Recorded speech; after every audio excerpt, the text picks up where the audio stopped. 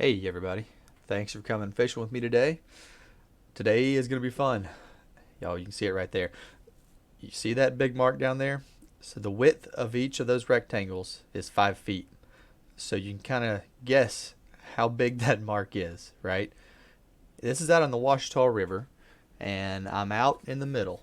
And I found this big laid down tree, and I got really excited when I saw that hovering up under it. I'd been looking for something big this morning, and or this afternoon. And when I saw this, I got really excited because I had a feeling I knew what it was. And so you saw it. I tried to cast pitch over to it. You see those three marks right there? The bottom is a weight, the middle is the swivel, and that top mark is a live bluegill that I have tied on there with a circle hook that has a little bit less length of string than the weight does. So it's just a basic drop shot with a live bait on it, and it's got like I said a pretty good sized live bluegill. You'll see him when I pull it back up here. That's what I'm using for bait. And so I cast the right distance, but I didn't account for the flow of the river, and so I had to overcast and let it drift down. Now it didn't go exactly where I wanted to here. It kind of went closer to these smaller fish, kind of hovering right around there. It kind of made me nervous. But you can see right here, it gets wedged right there. The weight gets stuck right there where that red circle is. Where the yellow square is, that's where my bait is. I can see the bluegill every once in a while flutter right above that lower log, but it's close enough. And so I just leave it. I don't want to spook this big fish, and so I just left it. And I watched, and I was hoping that the big guy would see what was going on right there before one of the smaller fish saw it and started attacking it. And so I just kind of left it. Like I said, you can just barely see that bluegill fluttering around right above that log. Every once in a while, you can see him kind of flipping around up there.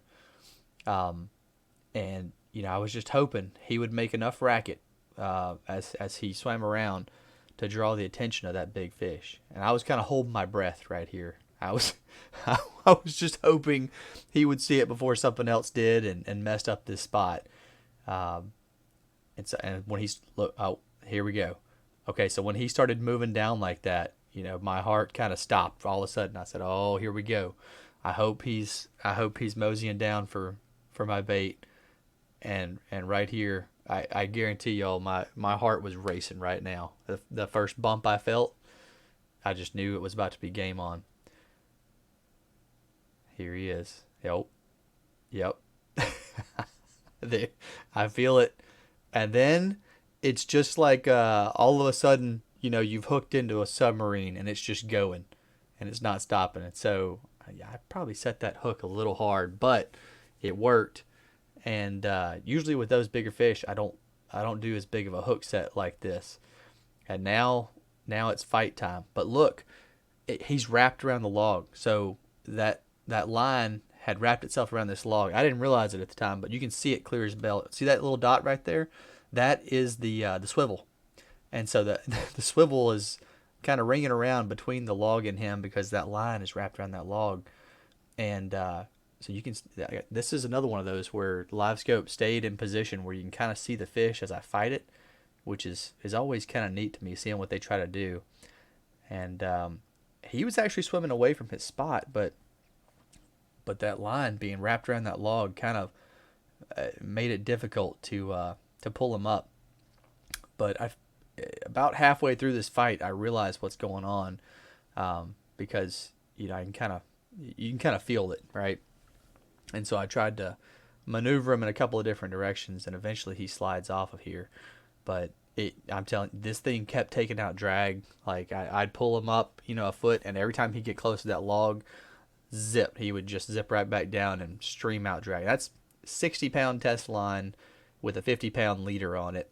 So it's heavy duty line. I've got the drag set around 25 or 30 pounds.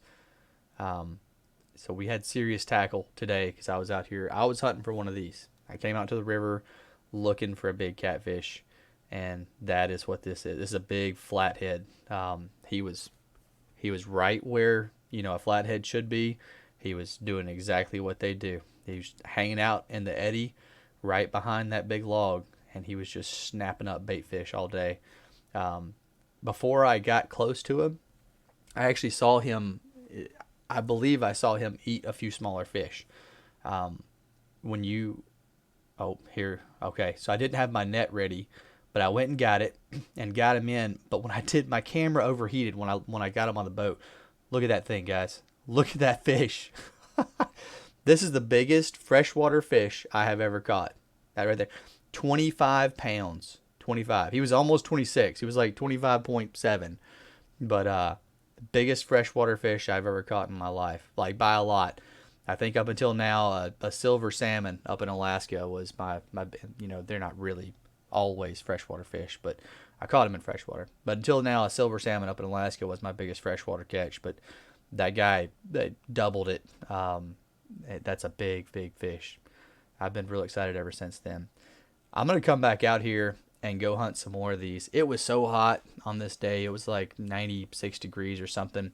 My cameras were overheating, and I was getting really hot. So I had to call it a day after I caught this one. But I'm going to go back out here in the evening sometimes when it's a little cooler, and I'm going to come out and catch some more of these and make some more of these videos because I had so much fun on this day.